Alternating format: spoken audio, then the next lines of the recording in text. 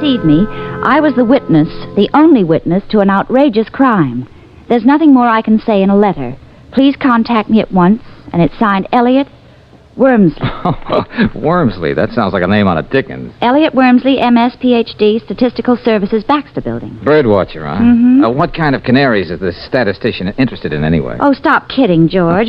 That's a pretty grim phrase. I was the only witness to an outrageous crime. And he's in a predicament. That's a twist. What was it he could have seen? I don't know, Brooksy, but let's see what we can see. Let's drop in on Dr. Wormsley.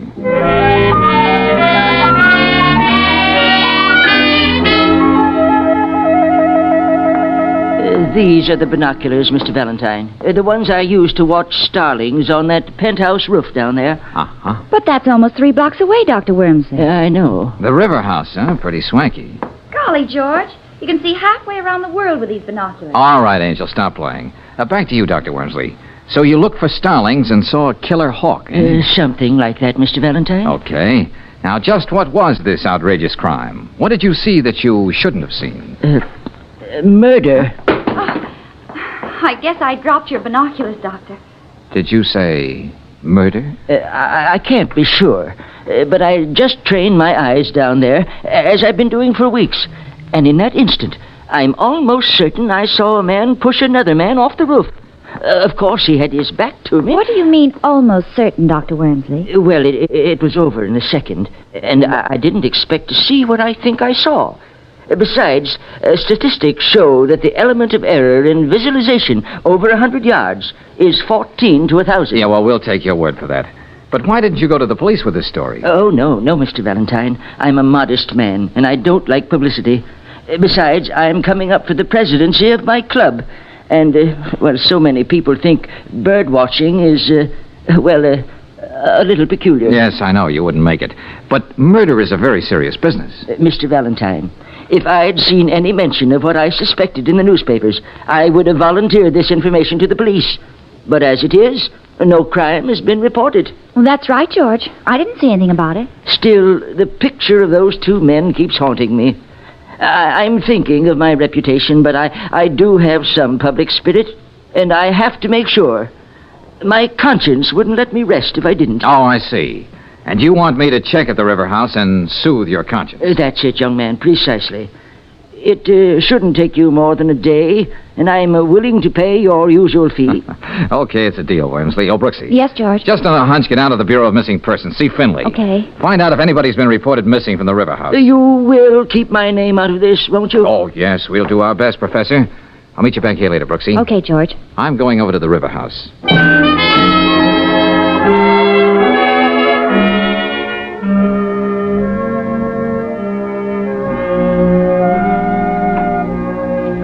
Oh, you're very fortunate, Mr. Valentine. Penthouse B is vacant, and it's only $5,400 a year. Yeah, a point of information, Mr. Stevens. As I get it, the sun deck of this wing facing the river is for the exclusive use of Penthouse A and B. Oh, it's very private, and Penthouse A is occupied by the Dunlaps, Philip Dunlap, the broker. So that would put you in very good company, and only $5,400 a year. Well, I was thinking of something a little better, but I'll let you know.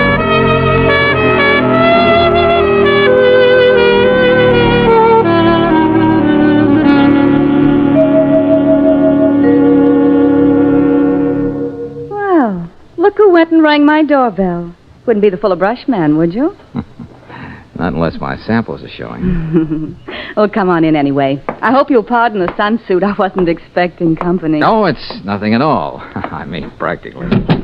I was out on the roof, sunbathing. I'm Mrs. Dunlap? That's right. Well, I'm the chap It's been a dull afternoon. Suppose we wait a while before you tell me what you want. Hmm? Well, as a matter of fact... You aren't going to stand there, are you? Here, sit down. The truth is, Mrs. Dunlap, I may be your next-door neighbor in Penthouse B. Oh? Well, that would be the first improvement they've made in River House without raising our rent. I thought it'd be a nice gesture to sort of drop in on my possible neighbors and introduce myself. There is a Mr. Dunlap, isn't there? Yes, but you needn't worry about him. He hasn't been home for 2 days. Oh, just like that, huh? Well, that's Philip for you. Thank heavens. He must have decided to go up to our cabin in the mountains to brood. Or he may be staying at his club. But as I said, this looked like a dull afternoon. We're not going to let it be one, are we? Oh, fine. That wouldn't be Philip. He has his key. Well, whoever it is, just explain I'm looking at the penthouse next door. Hal. Listen, Paula, we haven't heard from Philip yet, and there are letters and contracts he has to sign downtown. All right, Hal. I'm not my husband's keeper. Oh, just the same, I thought you might be worried. Oh, I didn't know you were having company. Well, this gentleman may be our next-door neighbor, I hope. Mr. The name's Valentine. Really, Paula? At least now you know his name. Mr. Valentine, this intense young man is my husband's secretary, Hal Sterrett. How do you do? I don't know what you're going to do, Paula, but I'm going to call the police and report Philip missing. Please do that, Hal. I'd feel so much better. Lord, how I hate righteous men, especially when they're young. So petulant. Now, where were we, Mr. Valentine? I was just about to leave. A mood is a very fragile thing, isn't it? Oh, you've been right neighborly, ma'am. Goodbye. I don't think it's goodbye. Anyway, it was very nice, even not having known you.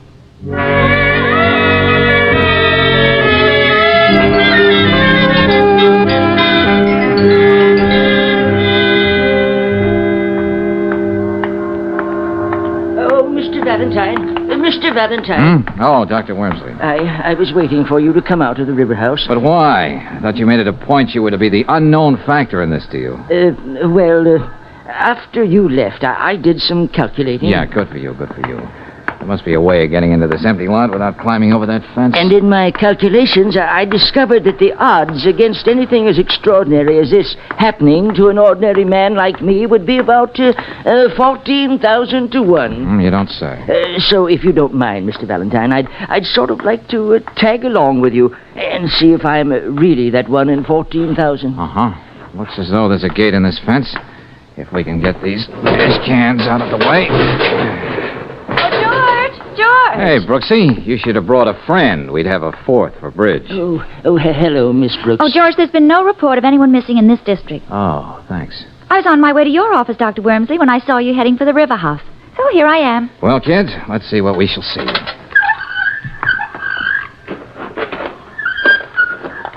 It's just an overgrown lot. That's right. George, you think that if Dr. Wormsley is right, the man would Nothing like checking, Brooksy.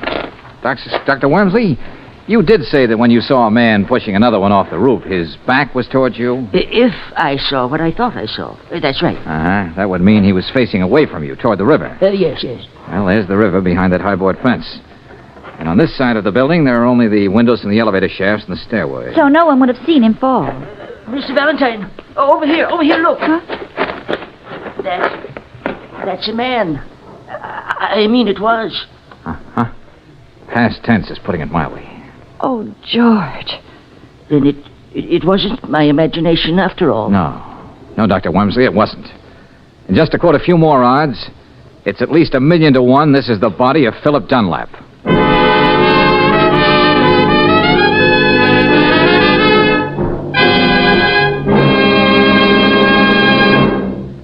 We'll return to tonight's adventure of George Valentine in just a moment.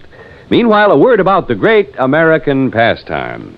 If you're a baseball fan, check these 2 tips for getting the most out of this season. Number 1, when you're driving to and from the game, use fast-starting Chevron Supreme gasoline. Special blending agents in Chevron Supreme give your car speedy warm-up and quick pickup for traffic getaways. And when it comes to hill climbing, premium quality Chevron Supreme gasoline takes you smoothly over the steepest ones.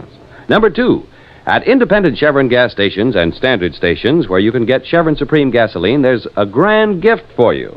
It's a 48-page book about baseball written by Bert Dunn. You'll find in your free copy of Batter Up the fundamentals about this great American sport. One illustrated section shows how to play each different position. Ask for a free copy of Batter Up tomorrow. It's yours at standard stations and independent Chevron gas stations where they say and mean, we'll take better care of your car.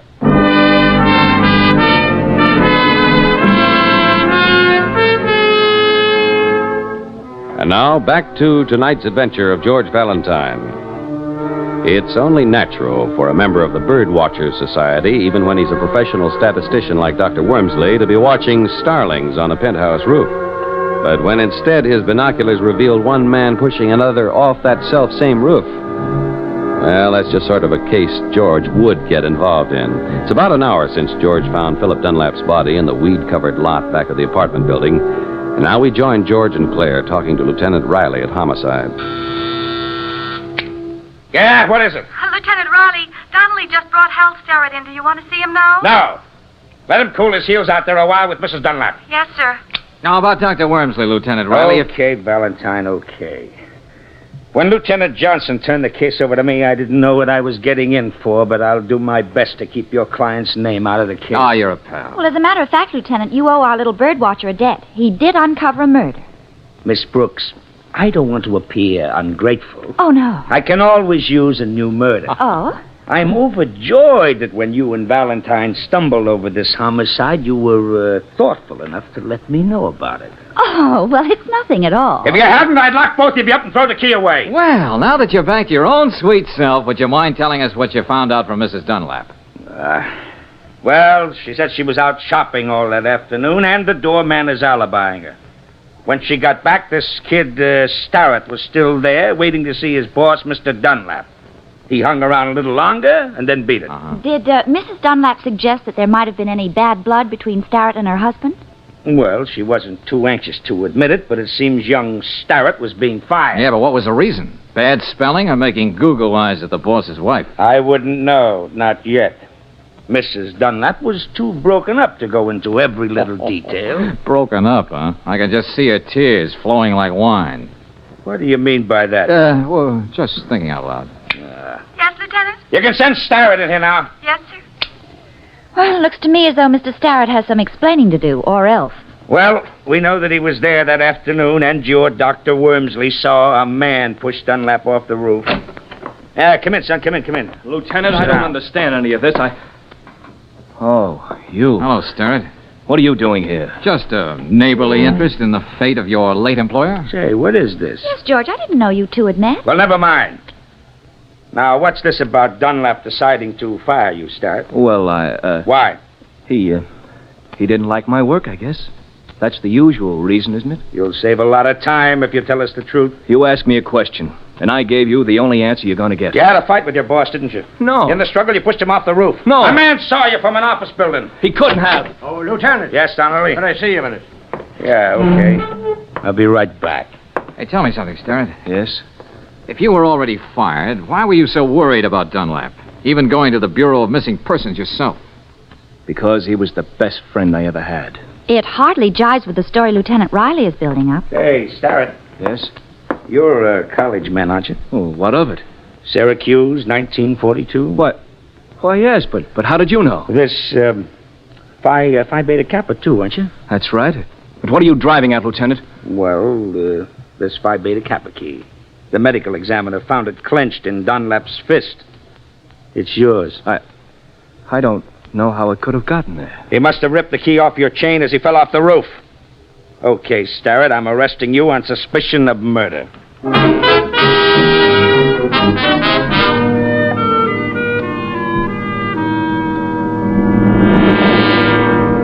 It's nice of you to visit me in jail, Valentine. But what's the use of going over the same story again? Well, let's say it intrigues me, Starrett. Paula would go right on denying I ever gave her that key. I can't prove it.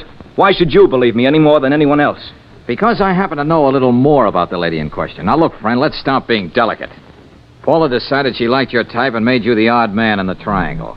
That's why Dunlap was giving you the gate. Oh, I tried to break off with her, but she always managed to be around, taunting me. She had me spinning on my head. Yeah, I know what you mean. Say, did you have a fight with Dunlap when he fired you? No, I wish there had been. That would have been easier than the way it was. Go on. He was hurt, and I was sick and ashamed of myself. He knew there were others, and that made the whole thing even cheaper. Now, surely just firing you, Starrett, wasn't the answer for Dunlap. Oh, he knew that. One of my last acts as his secretary was drawing up the papers that cut her out of his will. Hey, now, wait a minute. That just puts you in deeper. That means Paula had no motive. Hey, how about insurance? Well, There was a big policy Philip took out recently with Paula as beneficiary. He didn't change that. Oh, wasn't that kind of strange? Oh, it wasn't something he overlooked. There was a funny smile on his face when he told me he was leaving that as is. That's very interesting. Oh, look, Valentine, I didn't kill Philip. When I was there, I didn't even know he was out on the roof. Okay, I'll just take it easy. I'll do what I can. What can you do? You'll never get the truth about that key out of Paula. And Dr. Wormsley swears there was a man out there struggling with Philip. What man? A burglar? One of Paula's ex-boyfriends? Or possibly the man on the moon? I think I'll drop in on Paula again. I don't know what I expect to find, but with a gal like that, the unexpected is bound to be interesting.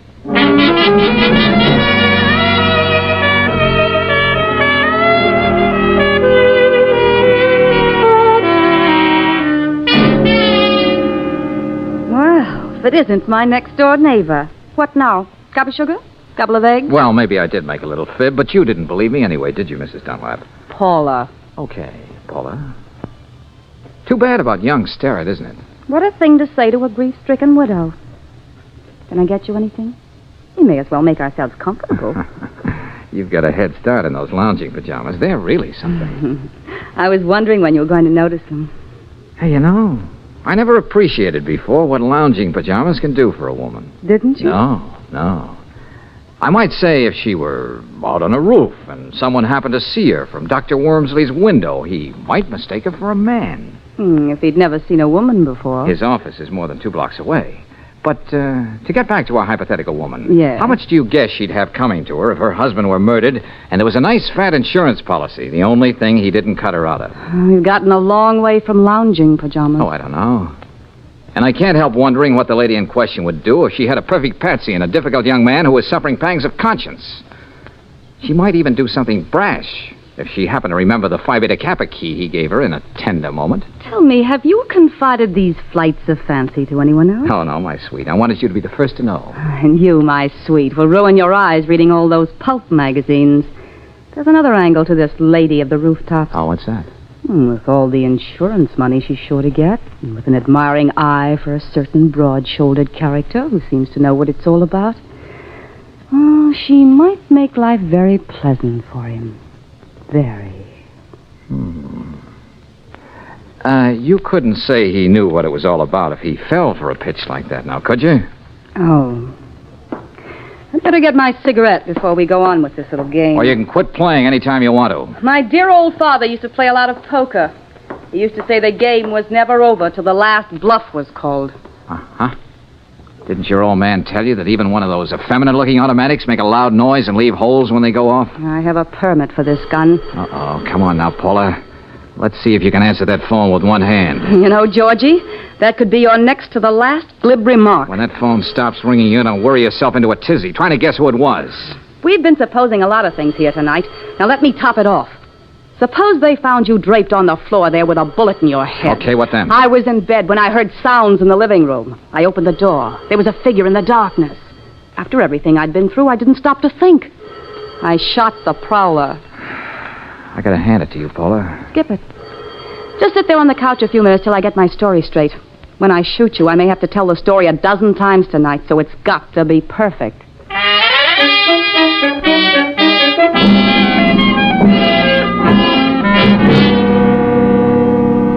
Okay, you stalled too long. You missed your chance, beautiful. It'd be a mistake to shoot me now. What are you talking about? Behind you. There's somebody out there on the penthouse roof. You know I'm smarter than that. Well, who's it? I'll take the toy now. Oh, you drop let it. go of that, you. Oh, George, there you are. I tried to call, and then I remembered about the empty penthouse next door and the adjoining sun deck, and... Oh, for Pete's sake, somebody say something. Oh, just a little parlor game, Brooksy. Yes. I was just showing Mr. Valentine how I almost mistook him for an intruder. Oh? Lieutenant Raleigh will probably find it very amusing when we tell him about it. Oh, that ain't the way I seen it. For the time being, Angel, we have to see things Paula's way. But more important right now is to see if we can get a man out of bed.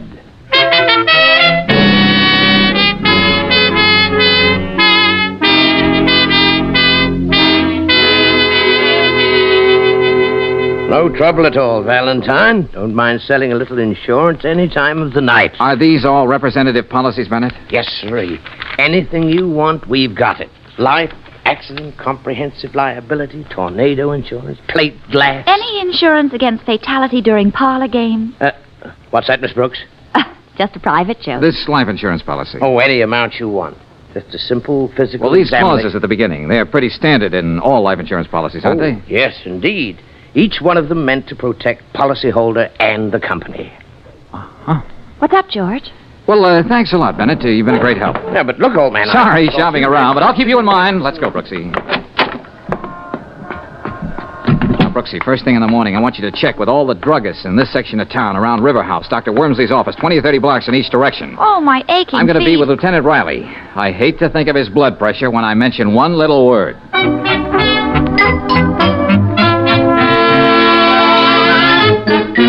Autopsy? That's the word. Valentine, if I had any hair, I'd tear it out. What are you talking about? Well, now, look, it can't do any harm, Lieutenant. No one in his right mind can doubt how Dunlap died.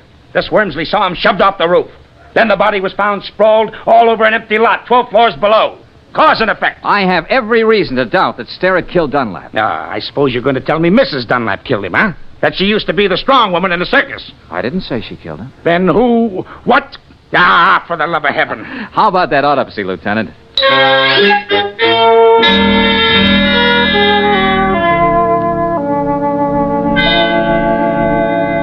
All right, Doctor. Will you tell Valentine here that he's just been wasting our time? I wouldn't say that, Lieutenant. Huh? What'd you find? Enough poison in Dunlap to stop an army dead in its tracks. All right. All right, I can't argue with the laboratory. But I don't get it, Valentine. How many times do you kill a man, poison, throw him off the roof? It's a wonder we didn't find a knife in his back, too. Doctor, just how does this particular poison work? Instantly.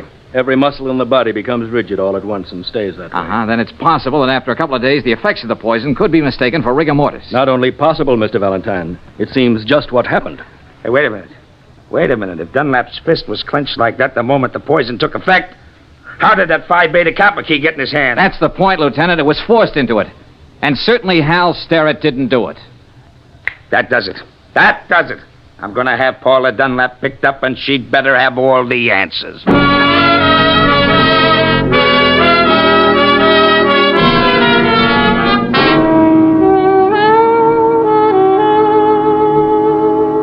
Oh, no. No, Mrs. Dunlap, you're going to have to do better than that. I know how it looks, Lieutenant Riley, but you're wrong, believe me. Paula, you had to be the one who put that key in your husband's hand. Sterrett wouldn't sign his own death warrant. I know, but Here are the facts the jury will hear. You were the man Wormsley saw wearing lounging pajamas. You had the motive, the insurance money, so you poisoned Mr. Dunlap, then pushed him off the roof to implicate an innocent man. All right. All right, I'll tell you just what happened. Remember, Mrs. Dunlap, you're doing this of your own free will. Hal Sterrett left that afternoon. I went out on the roof for a moment. Philip was there, an empty highball glass next to him. He was dead. Well, don't look at me that way. He was already dead. He'd committed suicide. How do you know that? There was a note, cruel note, saying that I was the cause of all the unhappiness in his life. He was leaving me without a cent. Okay. I suppose you have the note. No, I destroyed it. Oh, no, that wasn't very smart. Don't you see? I had to. So no one would ever find out it was suicide. Now, wait a minute. There was a clause in his policy. It's in most policies, saying that if he killed himself within the first year, the beneficiary wouldn't get a cent. That much is true, Lieutenant. What I did was wrong, but I wasn't going to let Philip leave me without a cent. That'll stand up in court, won't it? Even though I did destroy the note, they'll believe me, won't they? Since you asked my opinion, the answer's no. But my job is finished now. Oh, no. George! Hey, how goes it, Brooksy? What luck? You were right. I found out what you wanted to know at the Gotham Pharmacy on Morton Boulevard. Now what? What am I going to do? I've got to find a way to prove I'm innocent. This isn't fair. Remembering that gun you held in my face and Hal Sterrett, I'm tempted to keep my mouth shut and let you stew in your own juice. What do you mean? Me and you both. I don't know what charge you're going to hold her on, Lieutenant, but it won't be murder. What? Did you hear what he said, Lieutenant? What are you talking about, Valentine? Brooksy just found out that Philip Dunlap bought that poison himself at the Gotham Pharmacy. On a doctor's prescription he forged. Oh, George. Oh, how can I ever thank you? Oh, that's easy. The next time you're up on that roof alone, see if you can prove the law of gravity really works.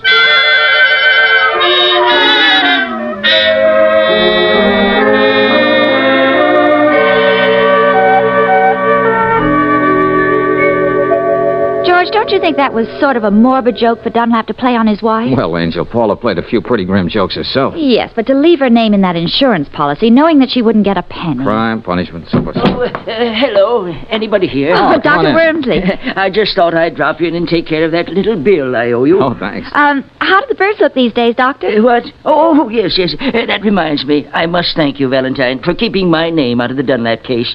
After all, I was the key witness, and I... oh, dear. Well, that's all washed up now. Thank goodness.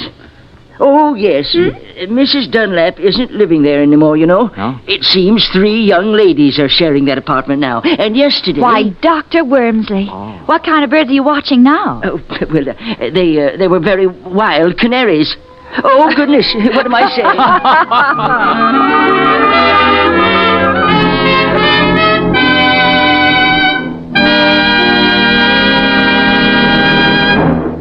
And now, a message of importance to motorists. If this is the time of year your family gets travel-minded, it's probably the time you start thinking about new tires. And you know which make of tire gives you a written warranty against ordinary road hazards? The answer is easy. Atlas tires. That's right. Each new Atlas passenger tire is warranted for 12 months against blowouts, cuts, and bruises that might happen to ordinary tires.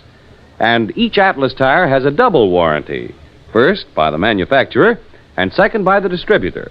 Another thing to keep in mind when you're buying tires is a 2 or 4 wear better than an uneven number. Give you softer riding and easier car handling.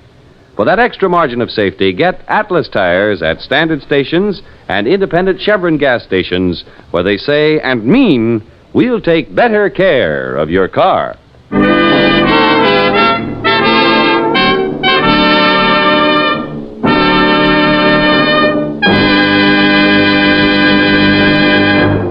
Next week, when you tune our way for another adventure of George Valentine, you'll hear... Well, Brooksy, looks like playing Big Brother a la Spencer Tracy didn't work out. Eddie beat it while I was shaving. Oh, that crazy little kid. Well, he left this note. He's on the prowl. To quote, he's going after Stan Lucas. Oh, no. What can we do, George? I gotta stop him somehow. Hey, listen, you look up Emily. Maybe she can give us a clue on how we can find Eddie. Okay, George. And remember, Brooksy, it's a race against time.